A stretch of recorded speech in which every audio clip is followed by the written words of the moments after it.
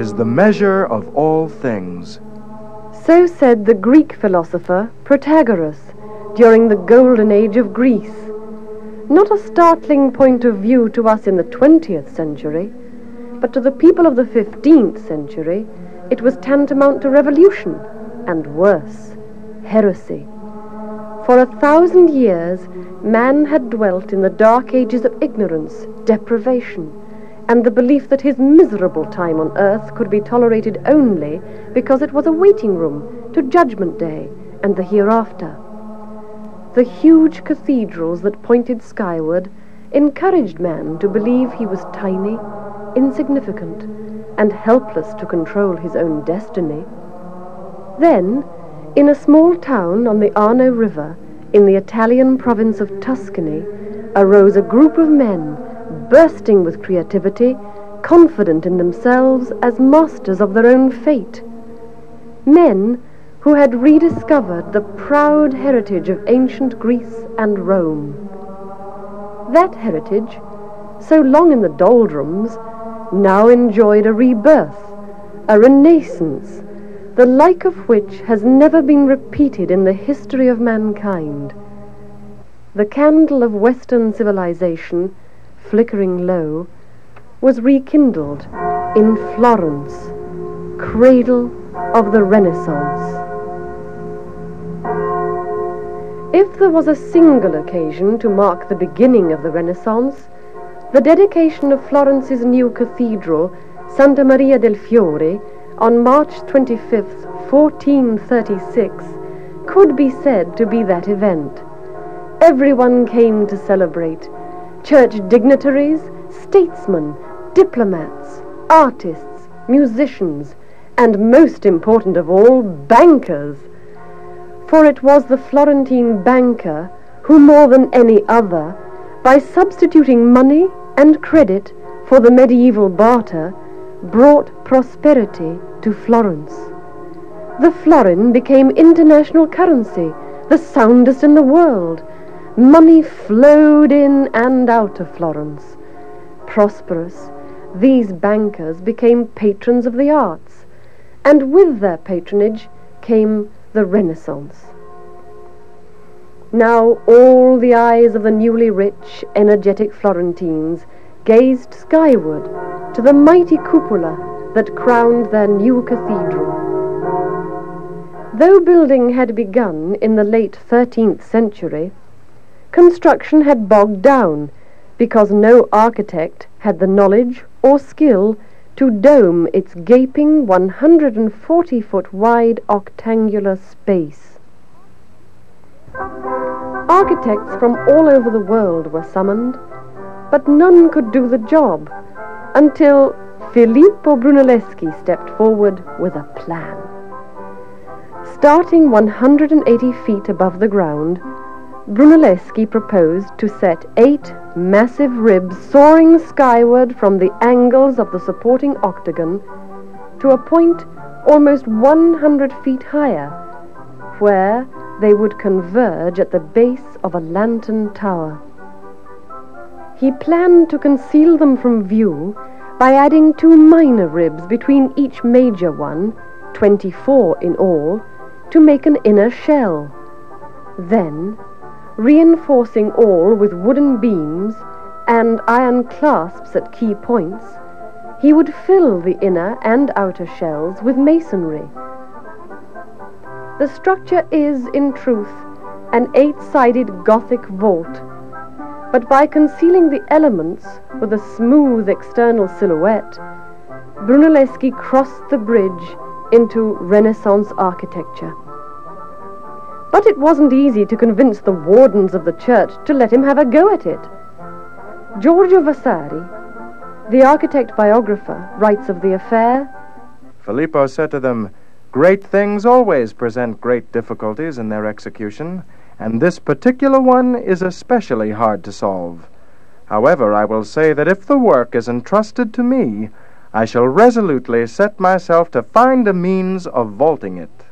Many of the townspeople thought him crazy, and little boys chased after him, saying, "There goes the madman." More importantly, The other artists and masters demanded to see a model of his plan, in detail. Brunelleschi refused. When they persisted, he proposed, as a test of their ability, that whoever among them could make an egg stand upright on a flat marble surface, he should make the cupola. He produced an egg, and all the masters tried, but no one succeeded. Then they passed the egg to Brunelleschi, who lightly tapped it on the end, cracking the shell slightly, and the egg stood up. At this, all the artists cried out that they could have done that themselves. But Filippo laughed and said that after they saw his design, they would also know how to construct the cupola. So it was, at length, left to the great Brunelleschi to crown the city. Across the small piazza, center of Florence's religious life, is the old Romanesque baptistry in black and white marble. Its splendid medieval ceiling, made up of thousands upon thousands of precious and semi-precious stones, looked down on the baptizing of every baby born in Florence. A huge Christ in majesty, surrounded by hundreds of stories of the Bible, served as a medieval picture book for those, the majority, who could not read. Already glorying in the new north doors, the baptistry would soon be blessed with a set of magnificent eastern doors, cast in bronze by the master Lorenzo Ghiberti. Ghiberti was not handed the project willy-nilly. He had to compete with the greatest sculptors in the world, including Brunelleschi. 34 experts judged the sample panels each artist submitted. The subject was the sacrifice of Isaac. Brunelleschi's entry hangs in the Bargello today, a worthy entry, but Ghiberti, not yet 20, won out over all with this dynamic work. Sculpted in deep and shallow relief, it took Ghiberti more than 40 years to complete the doors. His signature, the bald, protruding head of the artist, is placed in one of the medallions. When Michelangelo first saw the completed doors, he was asked his opinion. They are so fine they would grace the entrance to paradise. Next to the cathedral stands the slim and graceful campanile by Giotto, rising 269 feet in the air. Said the poet Robert Browning, "And of all I saw, and of all I praised, the most to praise and the best to see was the startling bell tower Giotto raised." Giotto was like all his compatriots, full of confidence and unimpressed with high muckety-mucks from outside Florence. Not even the Pope. If Brunelleschi said to the Pope, "Just give me a point, Your Holiness, where I can fix my lever, and I'll show you what I can do," then Giotto got the same message across without saying a word. When the Vicar of Christ asked him for a sample of his work, Giotto simply drew a perfect circle freehand in red pencil. The Pope got the idea. This man had no need, like ordinary artists, to submit plans and drawings. Indeed, all of Florence had small fear of popes. At one point, acting through their bishops, they excommunicated the Pope. An inscription was put up on the Palazzo Vecchio during the siege of Florence in 1529. "Jesus Christ, King of the Florentine people, elected by popular decree." No Vicar of Christ for these Democrats. Among the energetic bankers who brought prosperity to Florence, there was one family that stood out from all the rest. Its name, de Medici.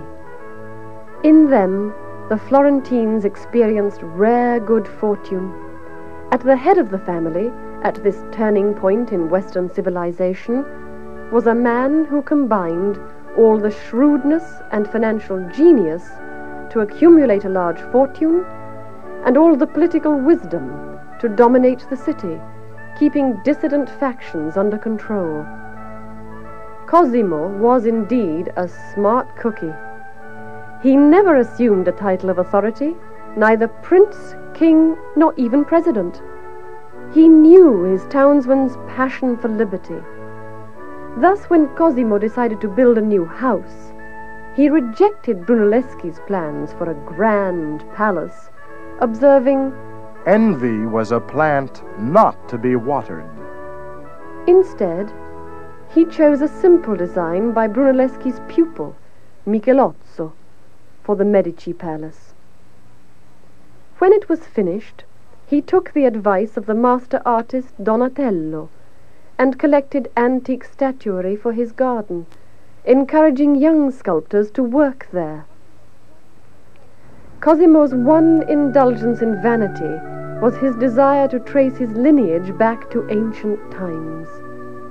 He hired that consummate artist and scoundrel Benvenuto Cellini, who was not deeply interested in historical truth as long as you could pay his price, to sculpt a bronze statue of Cosimo as Perseus beheading the dreaded Medusa.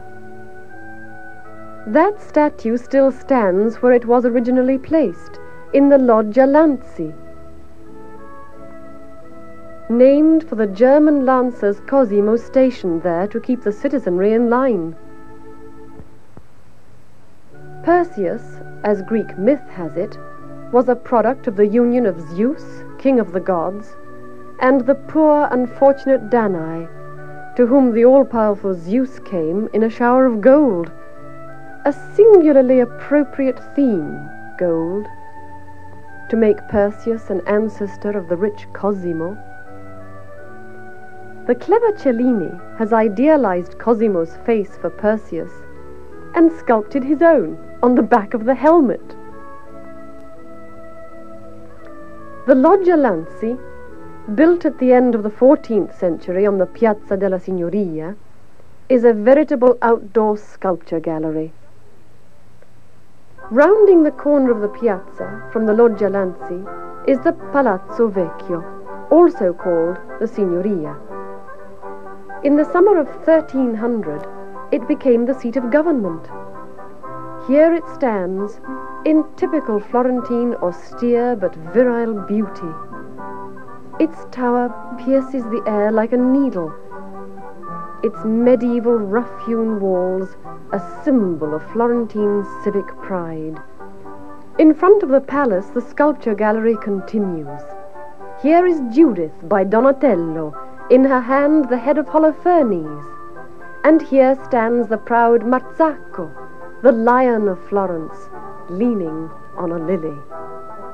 Here is Hercules by Bandinelli, and there the equestrian statue of Cosimo by Giambologna. And over there, the statue of Neptune by Amanati.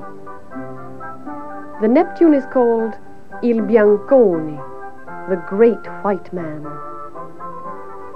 Legend says he was a mighty river god, turned into a statue because he spurned the love of women.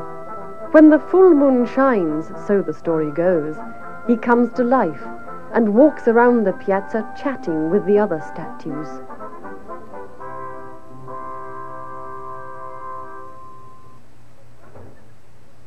But dominating the square, the town, and indeed the world, a marble metaphor for the Renaissance, is Michelangelo's David.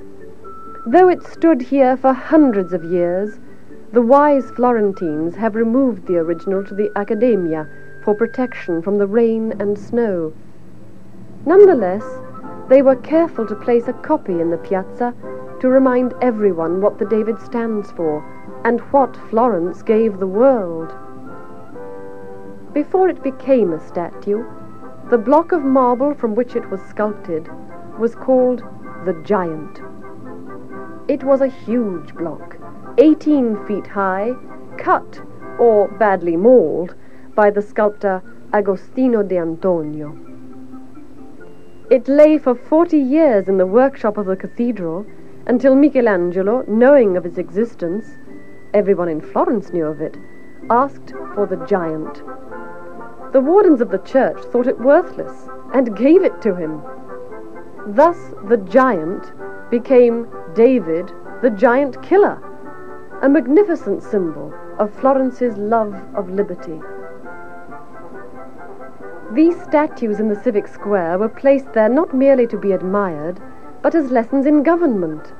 Lessons like death to tyranny, the importance of liberty, the desirability of harmony, especially to merchants who cannot tend to business while there is fighting going on, and the indestructibility of the marble, stone, and bronze from which they were cast serve as a reminder that good government should be permanent and stable.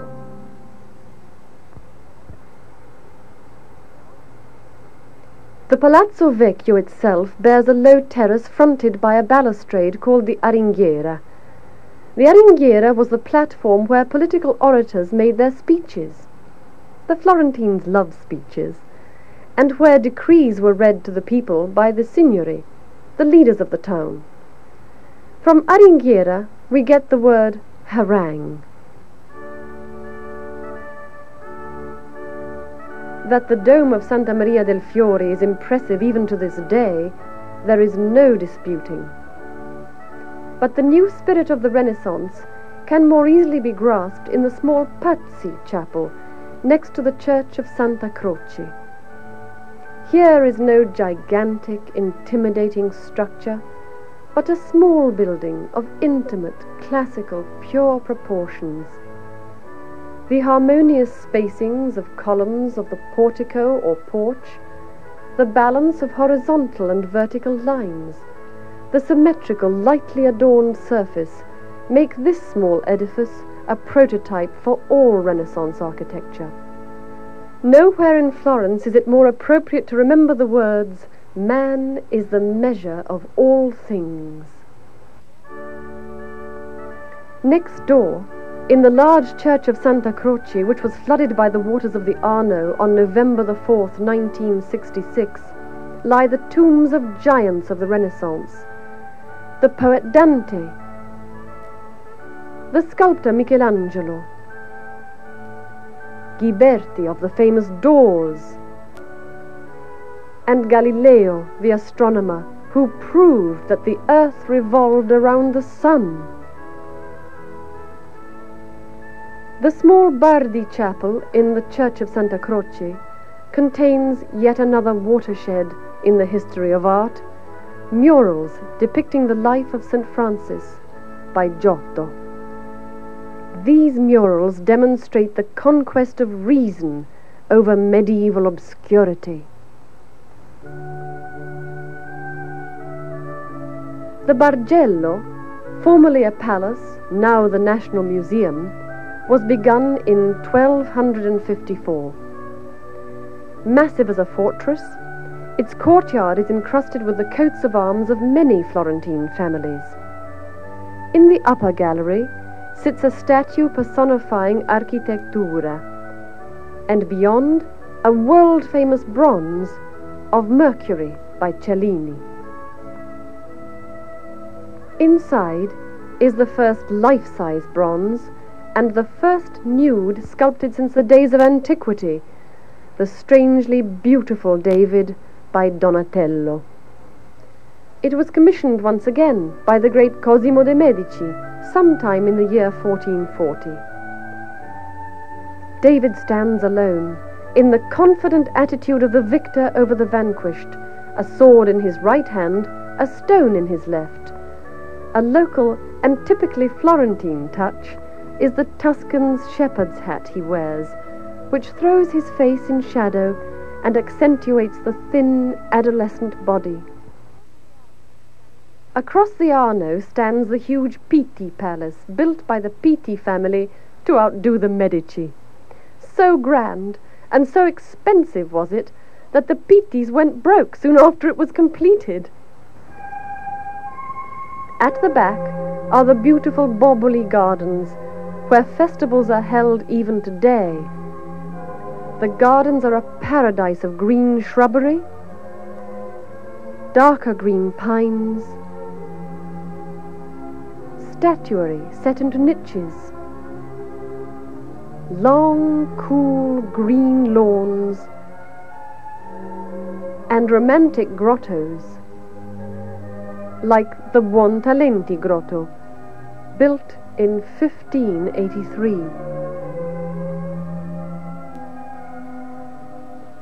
Next to the Palazzo Vecchio is perhaps the greatest treasure chest of Renaissance art in the world, the Uffizi Gallery. Erected by order of Cosimo and opened to the public in 1581, this grand Renaissance palace was designed by Giorgio Vasari to contain the offices, Uffizi, of the Medici. Among its riches, there are some that stand above all the rest. First and foremost, the Botticelli room, with its Birth of Venus, Primavera, and several Madonnas.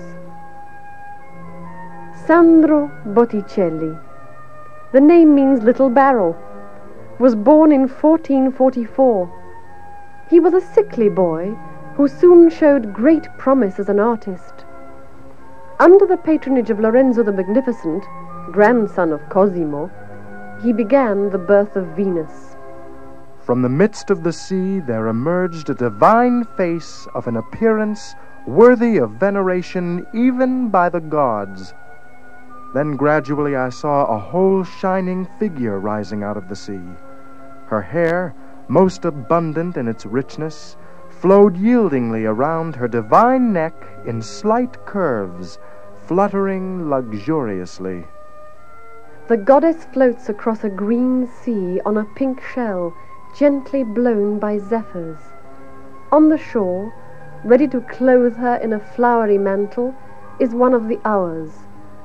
It is a work of supreme beauty, saturated in liquid poetry, equaled only by the Primavera nearby. Sweet day, so cool, so calm, so bright, the bridal of the earth and sky. Sweet spring, full of sweet days and roses, a box where sweets compacted lie. Also in the Uffizi hangs the Annunciation by Leonardo da Vinci. Leonardo, more than any other, was the quintessential Renaissance man. Painter, sculptor, architect, scientist, inventor. Vasari says of him, "The heavens often rain down the richest gifts on human beings naturally, but sometimes with lavish abundance bestow upon a single individual beauty, grace, and ability, so that he distances all other men." Not to be overlooked in the Uffizi is the magnificent Battle of San Romano by Paolo Uccello, painted around 1456. Here are warriors encased in armor, heavy-hoofed horses, shields, banners, trumpets, bows. Playing with foreshortening as though he has discovered a new toy, which indeed he had, Uccello's picture delights children who see these steeds as carousel horses. Any talk of Florence must eventually come round to Michelangelo. He was a strange, irascible, proud man who fought with everybody. His father told him, "Have yourself rubbed down, but never wash." And he seems to have taken the advice. He is said to have smelled horribly. When working, he would eat only a crust of bread. The Florentine pride and passion for greatness went beyond all limits with Michelangelo. He would accept only God for his rival. In the new sacristy of the Chiesa San Lorenzo, the parish church of the Medici, these famous tombs were designed by the artist so that Giuliano de' Medici appears as action and Lorenzo as a thinker. It was a complete break with tradition, which said that the dead man must be portrayed lying down. In front are the allegories of dawn, twilight, night and day. These figures, with the Medici behind them, unite in symbolic significance to tell of the inexorable flow of time and the relationship between man and eternity. High above the red-tiled roofs of Florence, flashing green and white and gold into the sun, stands a perfect example of Florentine Romanesque, the church of San Miniato al Monte, covered with coloured marble in a pattern that is a Tuscan speciality. The dark green and white marble is arranged in charming patterns, lozenges, diamonds, wavy lines, rosettes, suns, stars, and wheels. It stands on what was once the cemetery where early Christians were buried. Nearby, the Viale Michelangelo leads to the Piazzale Michelangelo, where yet another copy of the David looks out over the city. River and bridge and street and square lay mine as much at my beck and call through the live, translucent bath of air as the sights in a magic crystal ball.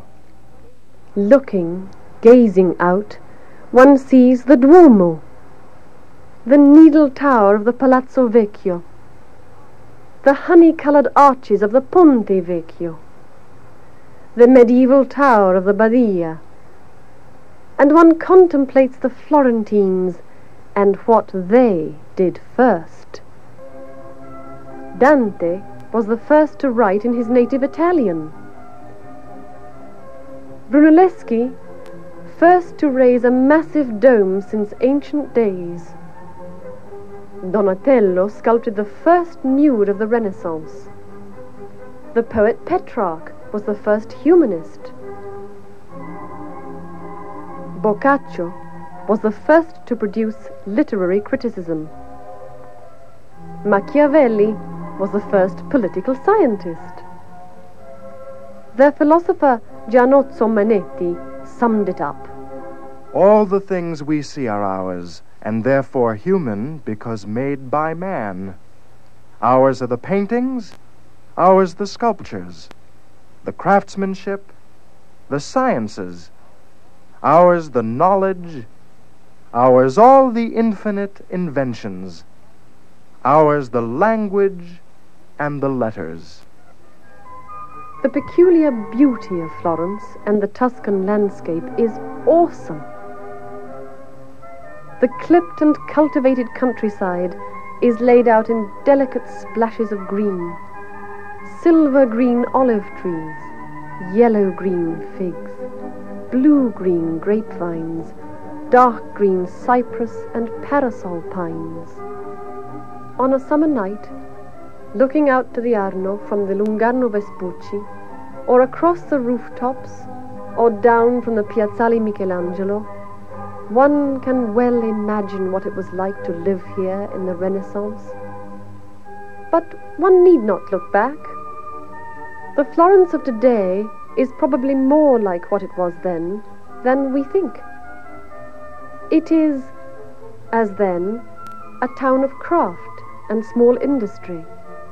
The Mercato Nuovo, a 16th century marketplace, sells leather and embroidery and straw goods just as it did hundreds of years ago. The nose of the Porcellino, the suckling pig, sculpted in the 16th century, is rubbed daily by the passers-by to bring good luck, just as it was then. The shops on the Ponte Vecchio are filled with gold handicraft, as they were then. Oh, to stop on the bridge in front of the bust of that bounder Cellini and imagine that he winks at me. To gaze up once more at Giotto's bell tower, to feel the cool embrace of the Pazzi Chapel, to drink in the gates of paradise, thrill to the needle tower of the Signoria. Is that a Medici I hear, haranguing the public? Or is it the monk, Savonarola? To pause in the shadow of the David, or linger at sunset on the Piazzale Michelangelo. To look across the red-tiled rooftops of the City of Flowers and see again the city that is a metaphor for mankind's greatest achievements. Florence, cradle of the Renaissance.